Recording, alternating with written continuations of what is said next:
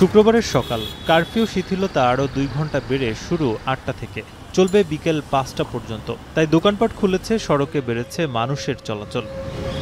অন্যান্য শুক্রবারে যে পরিমাণ গাড়ি চলে, আজকেও আমি আগের মতোই দেখতেছি, স্বাভাবিকের মতোই দেখতেছি।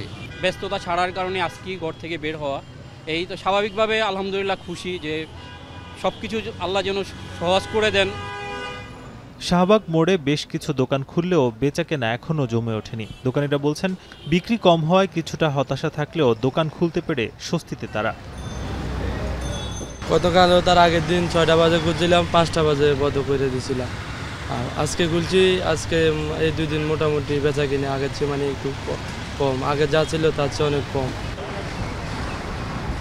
সড়কে ব্যক্তি পরিবহনের সঙ্গে গণপরিবহনও বেড়েছে বেশ। শাহবাগ মোড়ে গণপরিবহনকে দাঁড়িয়ে থেকে যাত্রী তুলতে দেখা যায়, তবে যাত্রী কম থাকায় আক্ষেপ পরিবহন শ্রমিকদের।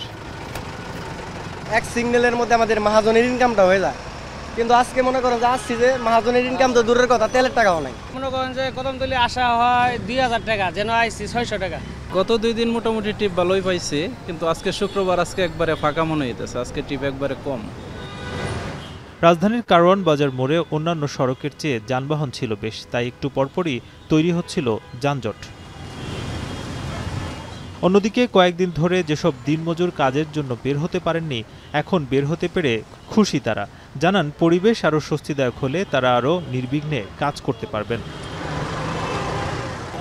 কয়েকদিন কাজ করতে হয়নি আমাদের, যারা দিনমজুর আমার তো সমস্যা, কাজ করতে না পারলে, কারণ গাড়ি বন্ধ থাকলে আমাকে সমস্যা। কাজের জন্য আসছি, এখানে কাজ শেষ করছি, এখন আবার আপনার এই বাটার সিঙ্গেল যাব, ওখানে একটা কাজ করব, কাজ করার পর বাসায় চলে যাব।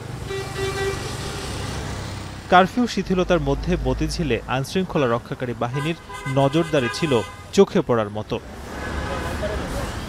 নাজমুস সাকিব, এখন, ঢাকা।